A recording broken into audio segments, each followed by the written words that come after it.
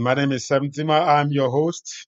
And of course, my job is really to hold the space and engage with my colleagues. Maynard, she is here. Divesh is here.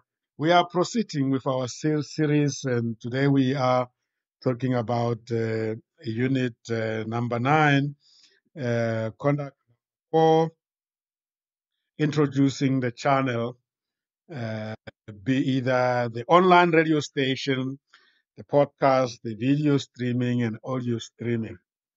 The industry that is really revolutionizing the broadcasting space. Thanks to the arrival of the internet and AI technologies are also coming into play. Connectivity is no longer a nice thing to have, it is a must to have.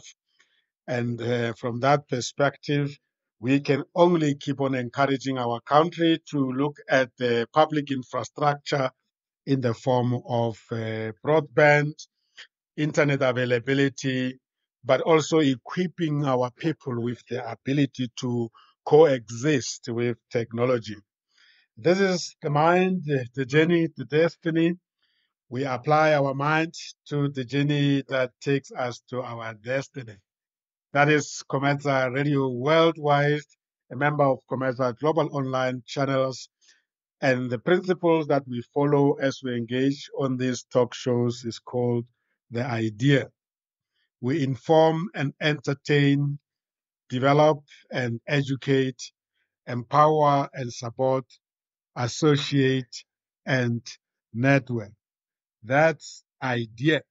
In the spirit of the conversation today, let me tell you a little bit more about who COMETSA Radio Worldwide is. We are an African digital online or internet radio station with a global reach. We are streaming 24/7 from South Africa to the world. And as indicated, a principle that guides us is the idea.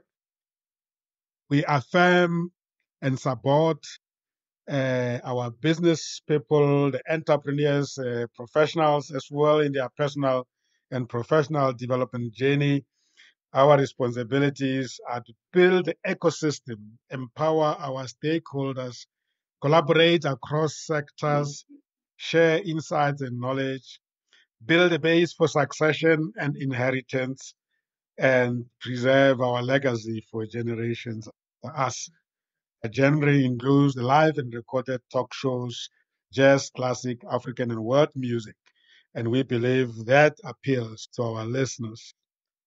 With those few ways, let me welcome my guest, my co-host, and the anchors of this radio station, and members of COMETSA Friends and Supporters Club, and our business associates, Divesh and Maynard. Let's give you the opportunity, Divesh, to greet the listeners and share with them anticipation for this show this evening. Over to you, Divesh. Evening to you, Sam, and evening, Maynard, and evening definitely to our guests. My name is Divesh Motila, and apart from a avid broadcaster and member of COMETSA, I am an engineer. I've also done some studies in artificial intelligence as well as renewable energy. And I'm also involved in mentorship and community development initiatives, which also leaves me to be very proud to be part and parcel of the movement that we are calling COMETSA. Thank you very much, Sam. Thank you. Thank you, Divesh. As always, you're welcome. I hope you feel warm in this cold weather by just connecting to the platform. Maynard, welcome to you as well. I'm glad you could join us. Please, over to you. Connect with the listeners. Thanks and evening, Darisam, evening, Divesh, and good evening to our listeners. Well, my name is Maynard Maisela. I'm the director at Maisela Corporate Branding. As Darisam has mentioned, I'm also a host and the co-host at the beautiful COMETSA Radio Worldwide, which was beautifully introduced at the beginning of this show.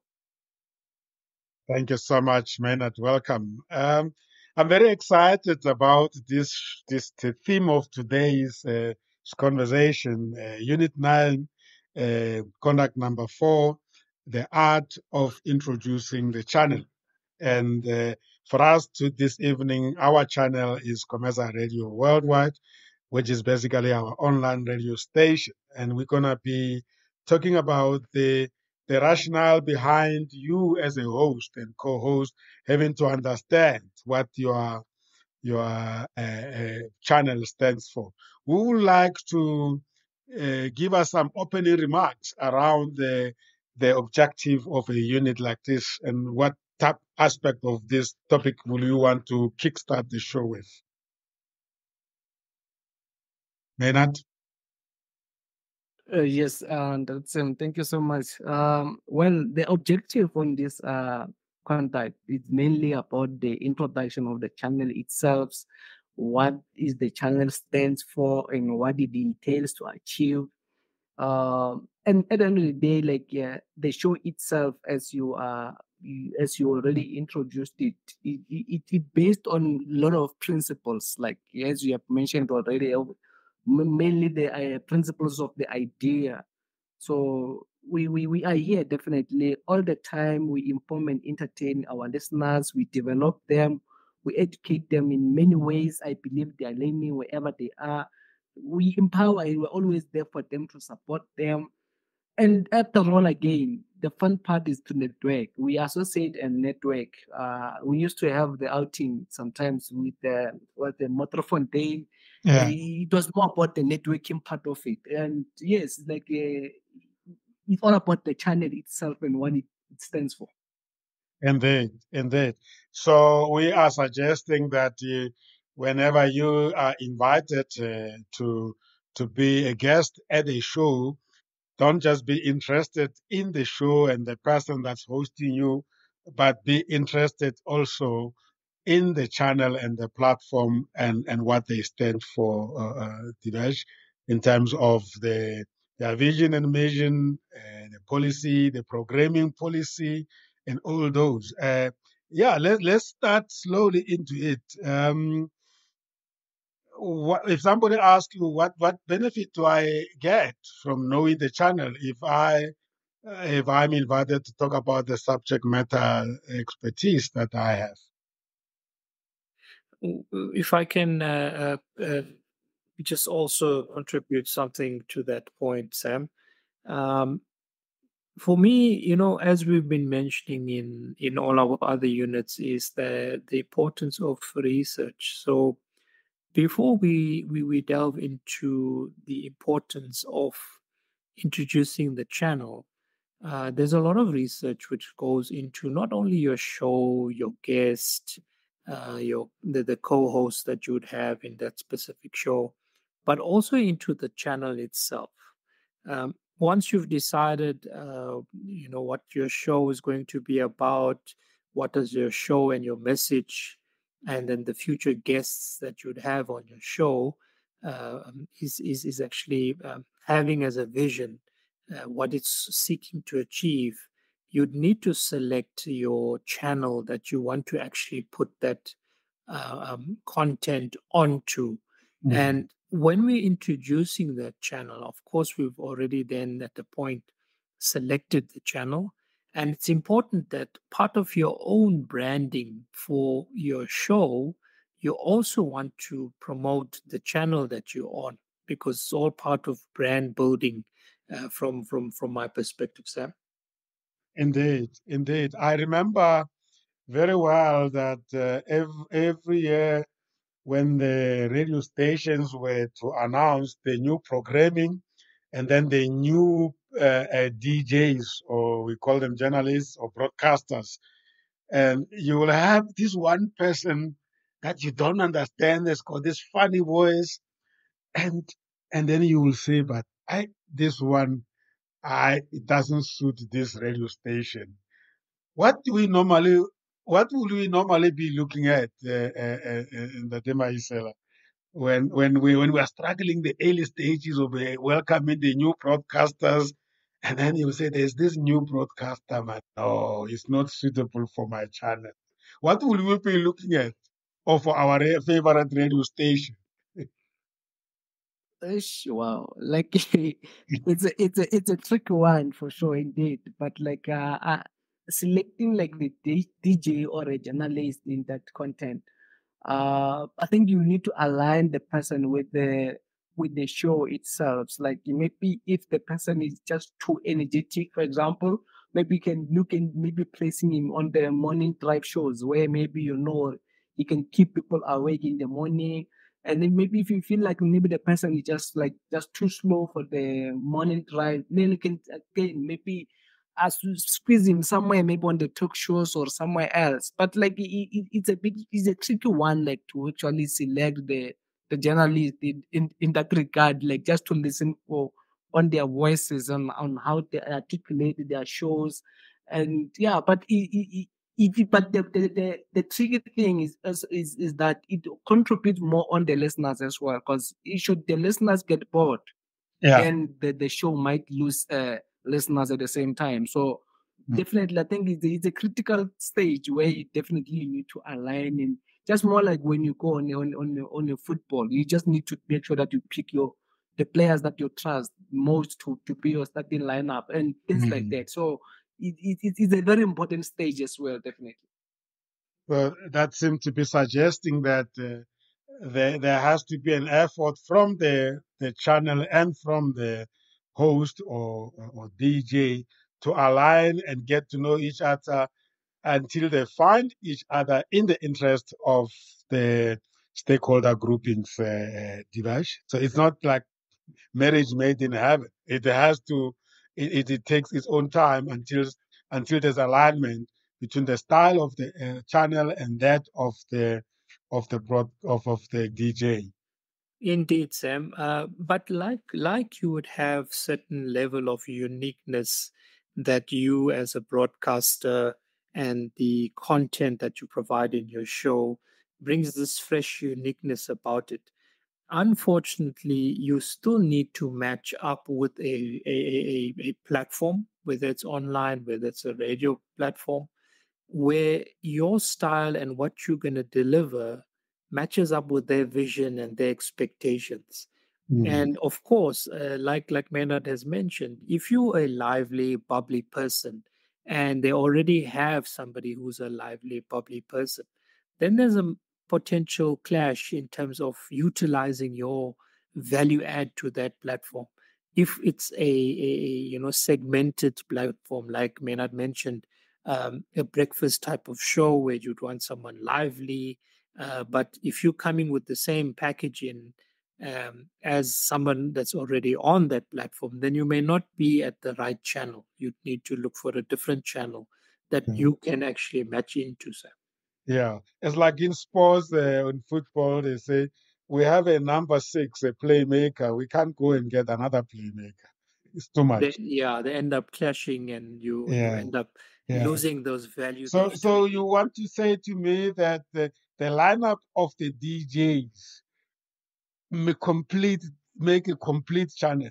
And I'm asking an obvious question, and I'm commenting on an obvious thing because I'm tempted to share with you the the the the moment since I developed the interest of wanting to see the lineup, I really see the amount of hard work that the platform and channel managers, and if we take an example of a television station, go through to unleash a, a combination. If they don't get new people, but every year they reshuffle people and then they brand and then they present them. And then they say, this is the lineup for the, and you get used to it. But there is a marketing there is consumer behavior, and there is psychology involved. So it looks like there's a career here that we are unearthing, but maybe we are not calling it for what it is. What it is, what type of competency you need as somebody who's a manager of a platform to get things like those right. No, But I there think must be maybe something. the other point would be uh, analytical skill where you need to analyze your DJs.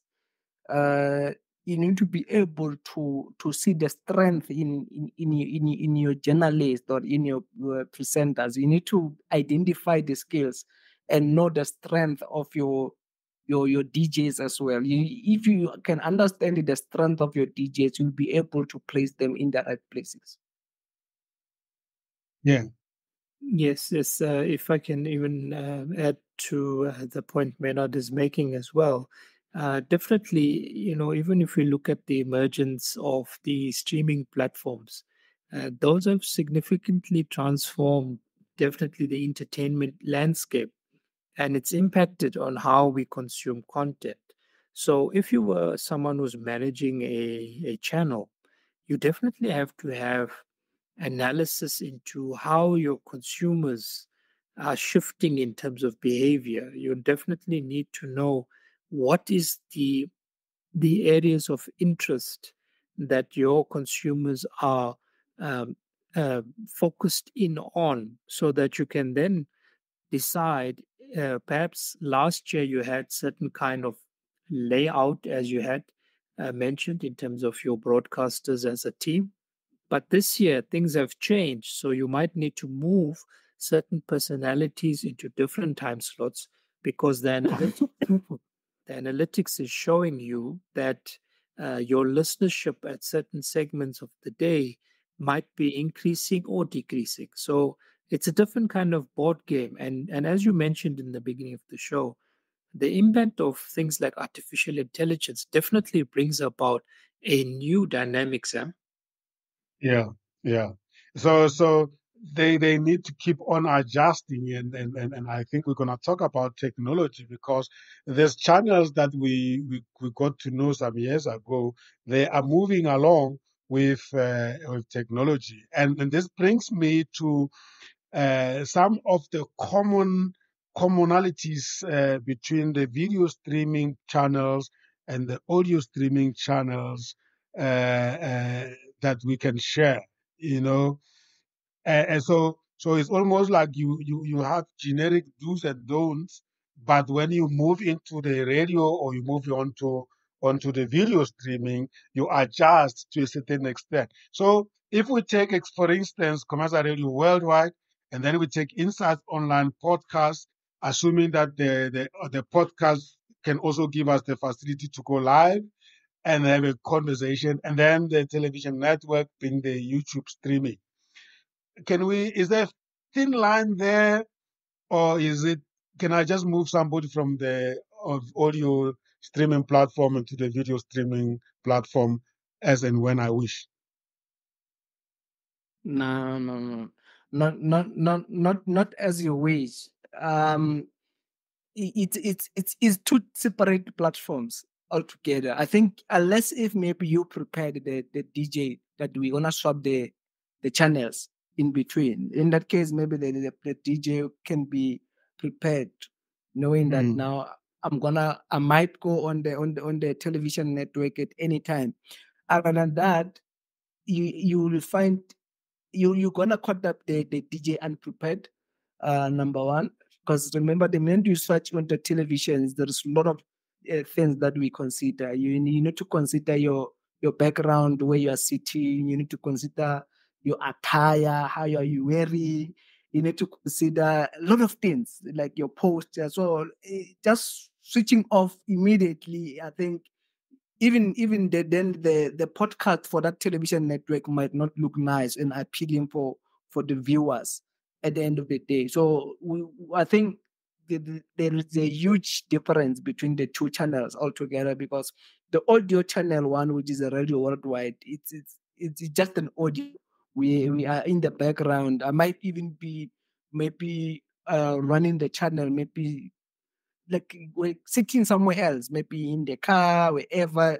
The background way is not that right, but like I can still articulate the show perfectly. So, but the minute we go to the television one, you need a proper arrangement. So if we have this collective of COMETSA Global online channels inviting you to come into the studio, you must first ask an obvious question like, Um, is it the audio or is it the video? Is it the radio or is it the podcast? So that you are able to prepare yourself accordingly if you happen to be able to participate in all those kind of channels. Well, let's say maybe we are inviting a guest. If we invite a guest, that I think we need to prepare the guest that, you know what, this is just not a normal channel. We're gonna switch channels in between. We will be in the radio channel and we will be in the television network, so that the guest can also be prepared and then they know what to expect. Otherwise, well, as I've said, the podcast for the television one might not look nice. Indeed. Yeah, let's talk about the identity. I think I'm fascinated by what people regard as an identity of a channel. Some people are very much attracted to the logos, the design of their logo, the color, the slogans.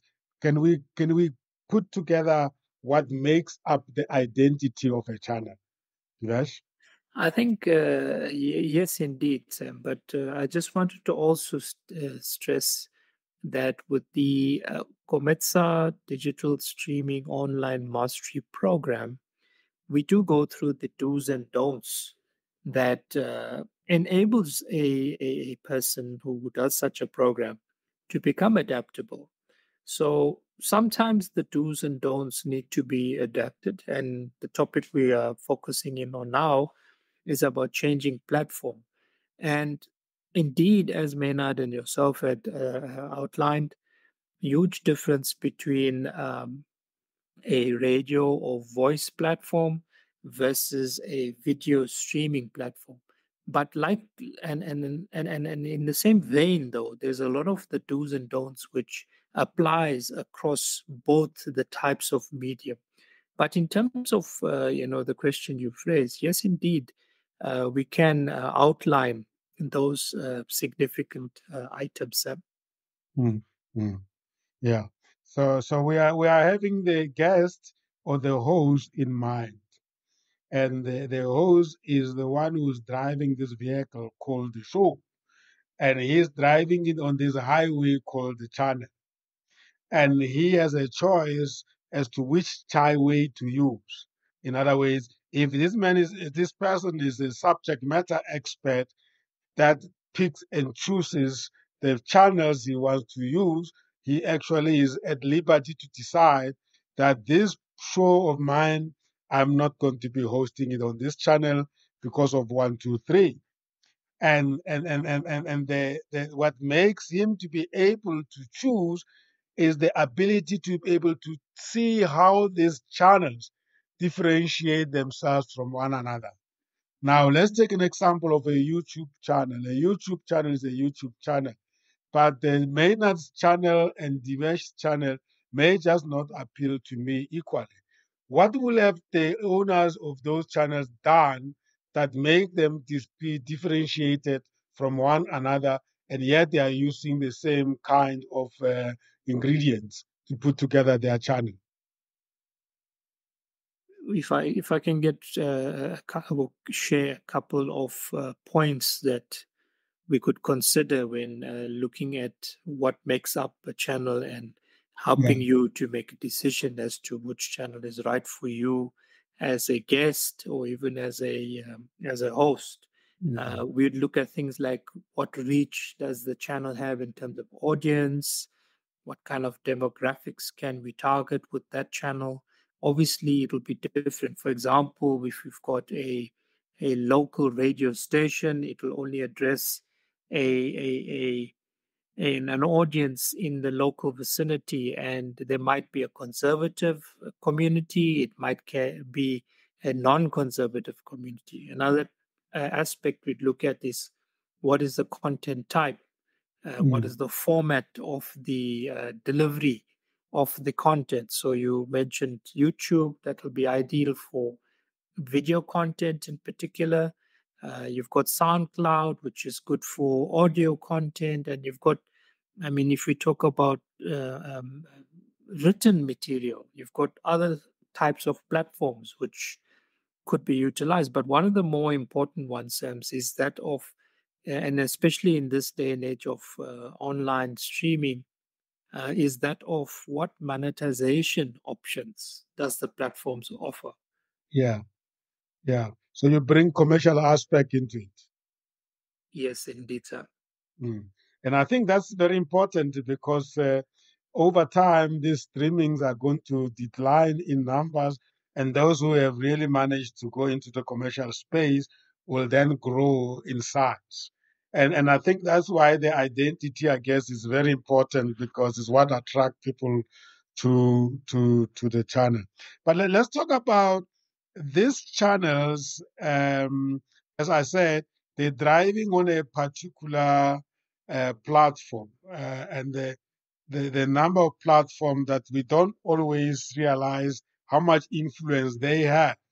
For instance, if we have COMETSA Radio Online running on a platform called radio.co, when you go underneath that radio.co policy of hosting of this channel to a certain extent dictate to how COMETSA Radio Worldwide is going to show up, right? And that is from the production side, which is basically the input side. But at the same time, we are interested in going viral and reaching as many people as possible. Will then go onto the output side platforms like Apple Podcast, Spotify, Substack. Those are on the output side. They can actually reshape that original product that was cooked on a radio.co when it's customer facing. So isn't that presenting a dilemma that you need to have the competency to put some spices on the raw product that you build on the input oriented platform? I think let's sit there a little bit because there's an element of educating each other here and also our listeners that the platforms are not the same. And yet, if you're not clear and careful, you may be sitting on the input oriented platform, which doesn't help you much when you want to be on the output oriented platform, which is really position you straight into the client. And as I give an example, Apple Podcast, as Steve Jobs put it together, Manesh and Maynard, as you remember our original talk, how Steve Jobs actually created the iTunes and ultimately became Apple Podcast, and they milked it. Why? Because they were taking these podcasts and aggregating them into one conglomerated platform where everybody now doesn't have to worry about the address of those platforms as long as they can access Apple and just choose search and then they get the final product. But then you have the input side, which are people like, and I think Google used to be on the input side and they didn't make it. They actually pulled out of podcasting. And then now you have radio, and then you have radio.co and many other platforms which sell you a frame and yours is just plug and play. Literally within 5 minutes, you can have your radio station running. But it does not mean that your radio station is actually going to appeal because you have to transition from the input side and then go on the output side. What is that competency in between that may build a bridge for you to transition from the input-oriented platform into the output-oriented platform? What do you think that could be? What type of skill the channel owner needs? I would think it's definitely a production skill which would translate from the traditional broadcasting, radio, television environment into the internet environment, into the streaming environment, where you start to understand all the IT aspects that is required. And of course, it takes trial and error at some point, but as you also rightfully said, uh, some of the winners they emerge and you end up having a few choices to make in terms of which output stream you want to utilize.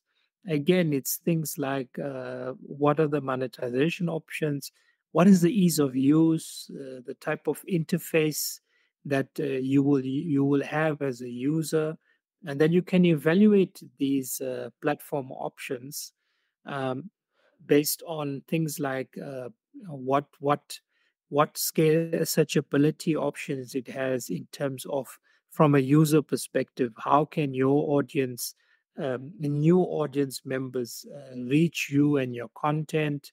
How much in terms of marketing those output technologies or platforms has with regards to the type of audience you want to actually reach, and in terms of you as a producer of a show having a vision in terms of what you want to achieve with your show.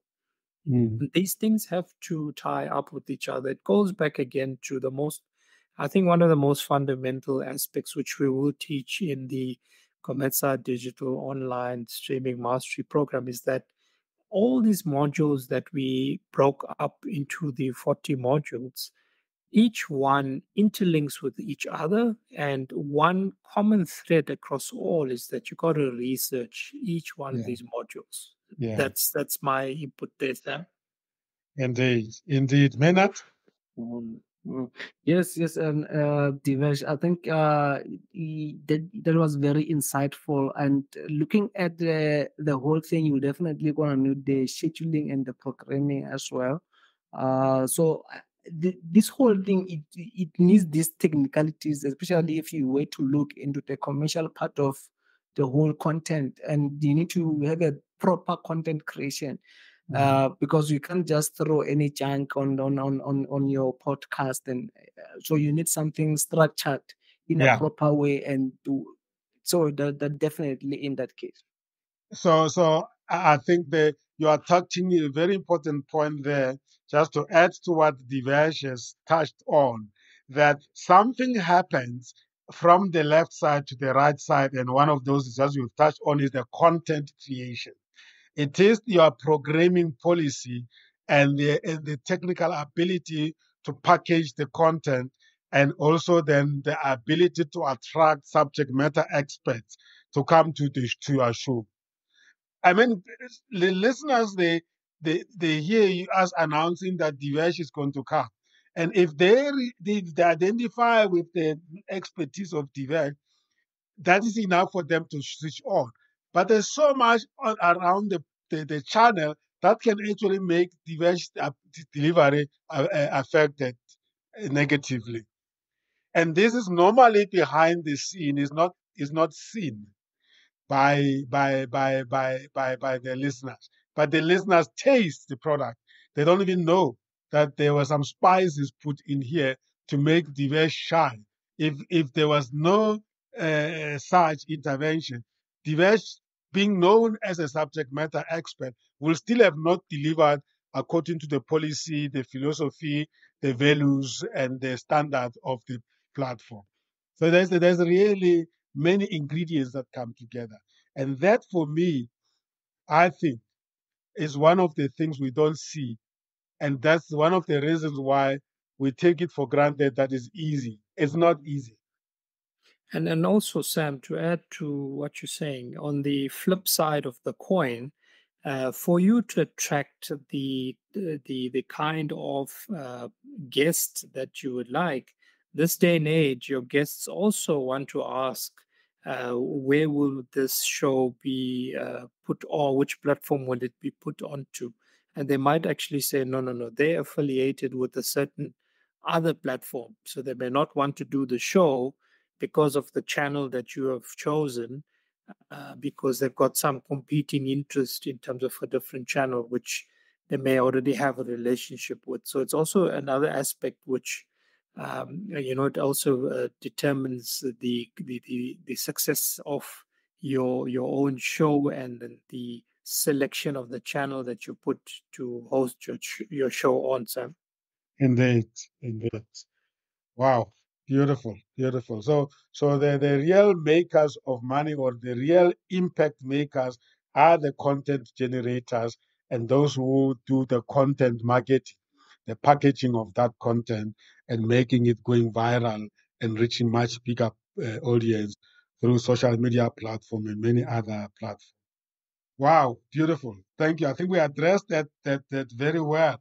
I want to bring something here in the interest of the listeners that normally the channels like online radio station and podcast are what I will call the last mile of the services of the streaming and broadcasting markets or players. Because if you think of it, it is a whole value chain that one needs to understand. As I was saying, that the input side, the input-oriented platforms, their business mode is that of B2B. They don't market to the final consumers. For instance, Apple.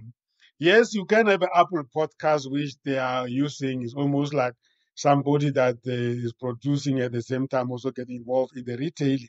But their biggest focus is to be a platform for the enterprises, which are called channels.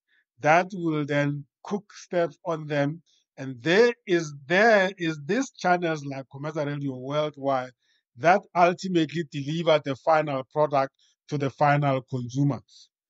And then the reason why they work with us so closely and even involve us in their research, especially with their labs, to improve on technology, is because they will tell you straight that we are not in the last mile. We don't know what your clients, who are your listeners, really experience in terms of the quality of your broadcasting.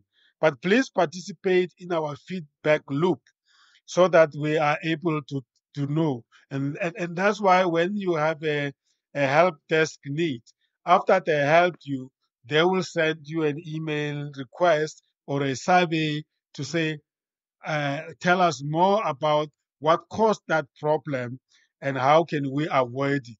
Because they see you as part of their value chain. So if you're sitting on a YouTube channel or Netflix or Prime,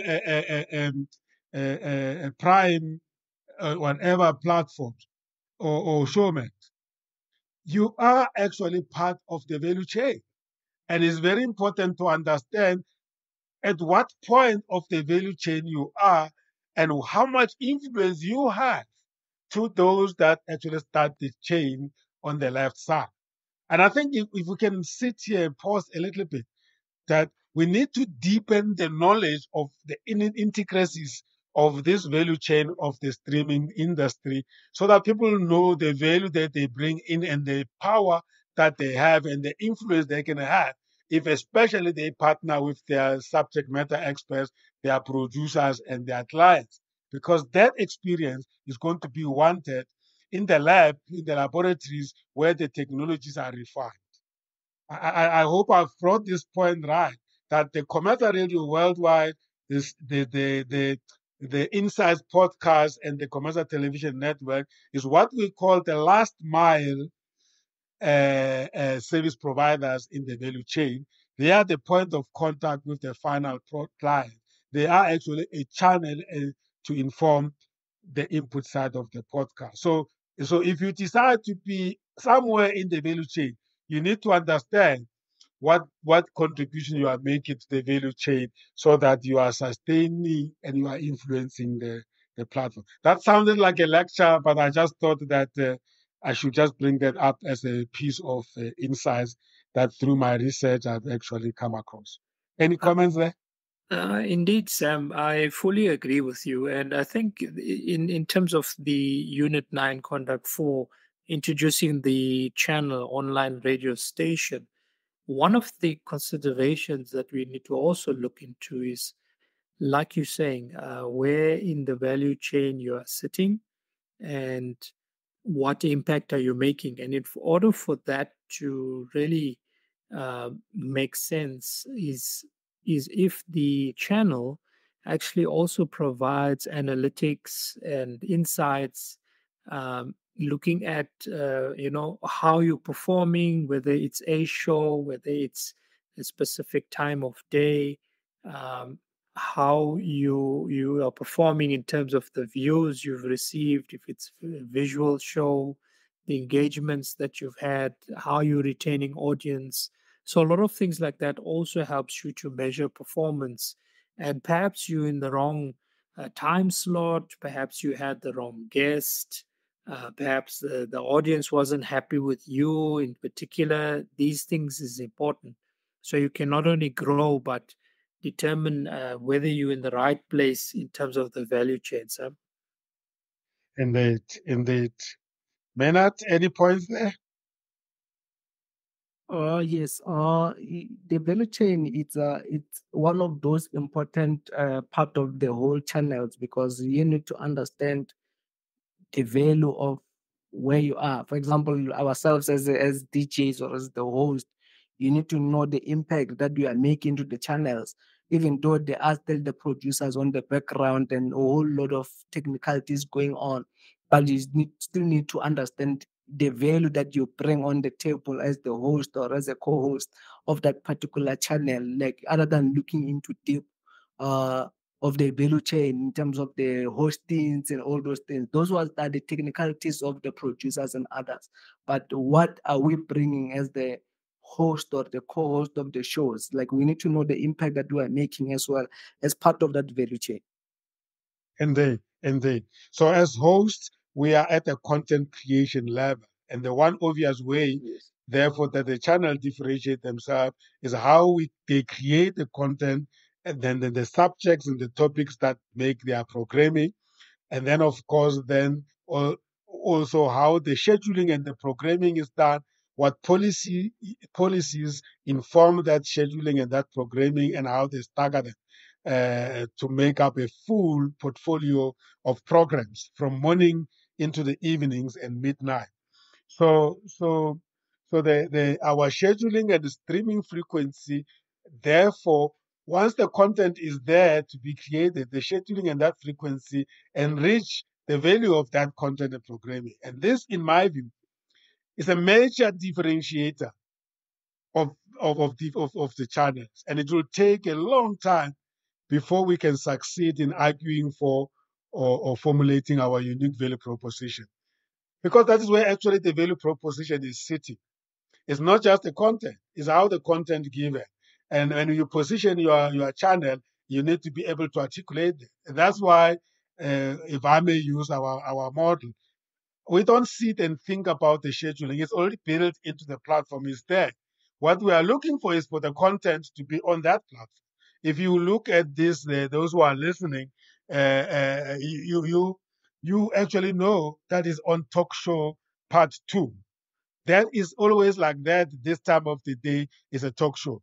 What talk show we bring, that is where the production comes in, and that's where the content creators come in, and that's the beauty of it, because everything is plug and play if you are ready. And then, of course, let's talk about two things. How do the channel build the stakeholder groups, and how do they market to those groups? Let me pause here and let's reflect using our own examples. The stakeholder groups could be the clients. And how once you've identified them, how do you market to them? And what do you think are the kind of challenges in the modern world today that they are faced with in doing that?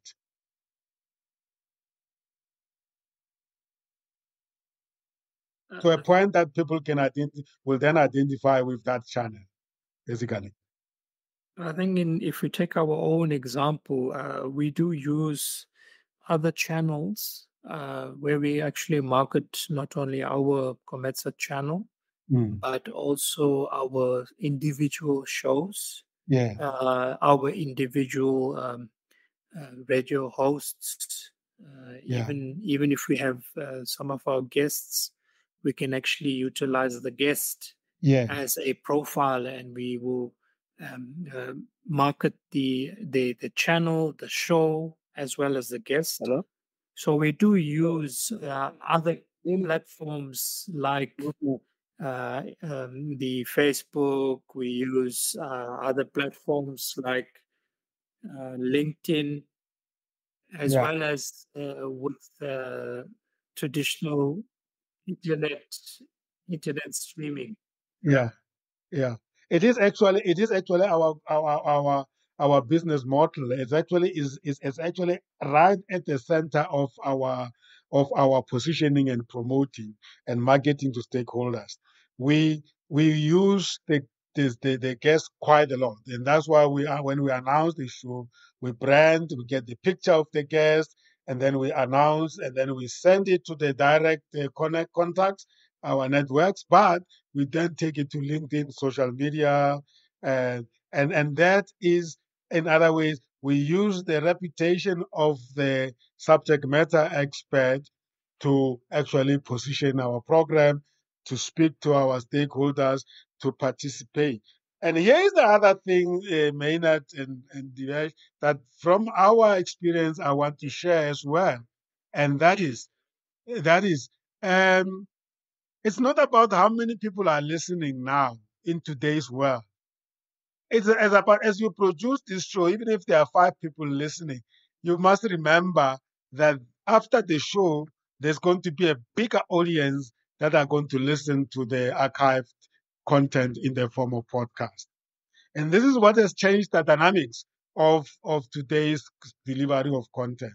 You are no longer motivated by how many people are tuned in. You are motivated by how many people in the lifetime of this podcast are going to are going to be listening to you, and you don't want to disappoint people of the future. Isn't that great? Indeed, Sam. One of the major benefits, which we went into some detail in our other units, the benefits of having your message available for, as long as humanity, I would say, is Mm, around, mm, and and having new listeners who can enjoy your content. So it's enshrined in the internet. So that mm. is really a beautiful thing, Sam. Yeah, the power of social media, Maynard. One thing I like very much is that there is this stakeholder group that we do not take serious and is big, and that is the research community. At any point in time, there is a student at the university that is searching through the Google looking for something maybe similar to what we are talking about today. And if we are available and using the SEOs and they put that weight that we have used in our HTMLing of our content, they are definitely going to land at you. Depending on how active you are, it does not matter where they are in the world, and they will contact you if they need to talk to you, or they will download your podcast if it is what they are looking for.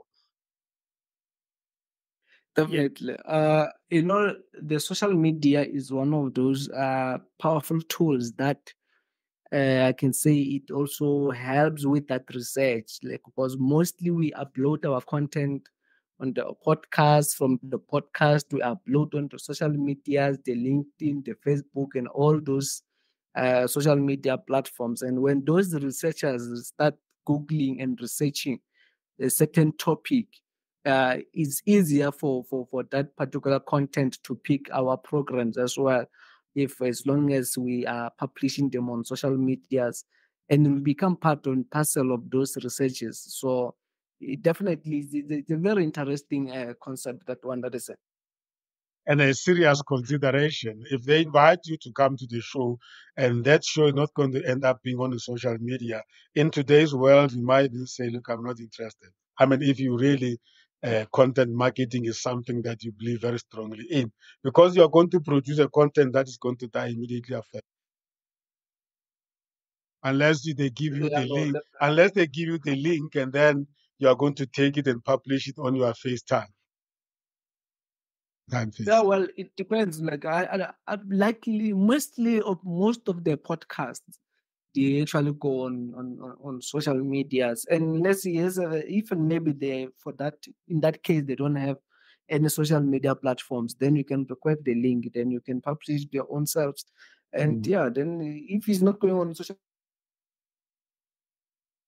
the dead content. Yeah, indeed. And that speaks to the next topic, which is the longevity of your content. And I think we have implied that anyway up to so far. But I think the key aspect of that longevity that I want to bring in is no longer longevity. In fact, we can no longer talk about a long shelf life, because the shelf life, it's sitting there dead. With AI is constantly dusting that content on the shelves, if I may use that analogy. And this is really the arrival of AI for me, makes it very fascinating. I can already see the prosperity long before even it happens. And as I shared with you yesterday, that on LinkedIn now, the AI, the very low level of AI, I think diverged for the wait for it. What do you call chat box? What do you call it? The not the chat GPT. You're just talking about a chatbot. Yes, chatbot. Yes. So when you, after you have written, hey man, these things are like the ants. Like, have you ever seen ants going for a bone? The moment you publish, it's like they just go for you. They go through your whole content and will take any word that is you can HTML or you can multiply, and all of a sudden you realize that, sure, I mean, they are doing their work.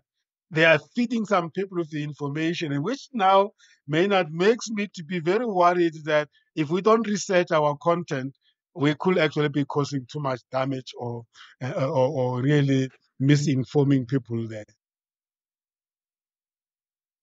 Yeah, sometimes that's why it's important to even listen to the podcast of the show that you just produced. It also does a help in terms of knowing what you actually publishing. So you definitely need to revisit and listen to what you actually produced on the podcast. Beautiful. The AI you mentioned, Sam, it definitely as well is revolutionizing podcasting as we speak. And a lot of the channels are adapting and adopting AI technologies into their platforms. Yeah. It's making content more accessible, making production more efficient, allowing for more creativity. And whether you a seasoned broadcaster or you're just starting out, there's definitely a benefit to leveraging AI. Yes. And definitely elevate your content and improve the engagement that you have with your audience. That's what I love most, Divesh, about that social media now are using. It's really, really, because one of the difficult thing in social media space, many of us I have never mastered, is engagement. It's one thing to write a piece and publish it. It's another thing to make sure that you engage. And engagement means liking, commenting, sharing, whatever it is. But AI now takes that to another level, because it sends some cue weights, cue questions that people can click, and then it goes and fetch the information from the entire world of cyberspace. Indeed. And what I also wanted to say is that even though we've got these new tools coming about, which is really revolutionizing the podcasting or even online streaming, the do's and don'ts that you actually would learn from the COMETSA Digital Online Streaming Mastery Program, it helps you to also validate the content, the adaptations that the AI is making for you. You still need to have those basics that you can then use to enhance what the AI is actually producing for you. So it's very critical still that these do's and don'ts is something that people can at least be experienced with. Yeah, beautiful. Wow. It's only time we don't have, but this topic is really quite exciting. Let me give my final remarks in terms of just wrapping up our conversation, and then I'll give you the opportunity, each one of you, to wrap up. I want to say that let us please take note that the approach towards this topic will differ from channel to channel. So you must pay attention to the various business models and the functions that various channels rely on, such as the marketing, the promotion, positioning, even how they go about naming their programs, the branding of their programs, the management style and leadership style, and then, of course, independence versus company-based platforms. For instance, COMETSA is a company-based platform, and therefore it takes its cues from the values, principles, vision, and mission of the company. But there are those that are very independent and they will have their own. And if you don't know about them, then it's worth a while to research them.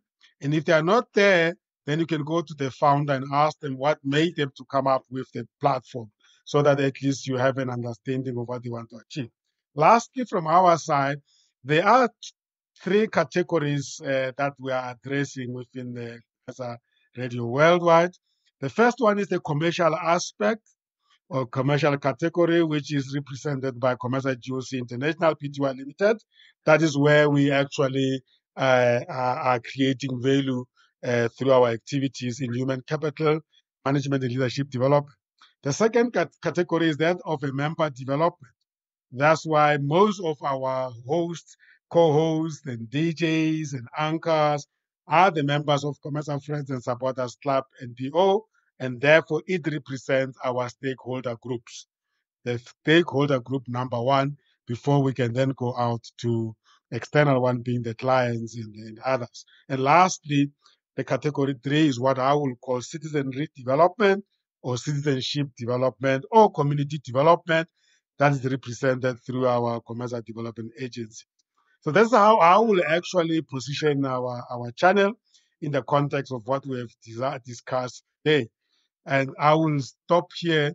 You have 4 minutes, maybe 1 minute each or 2 minutes each to wrap up. And then, unfortunately, time is out. Is up. Yeah, that is me. And I head over to you to say your closing remarks and also say goodbye to our listeners. Thank you, Sam.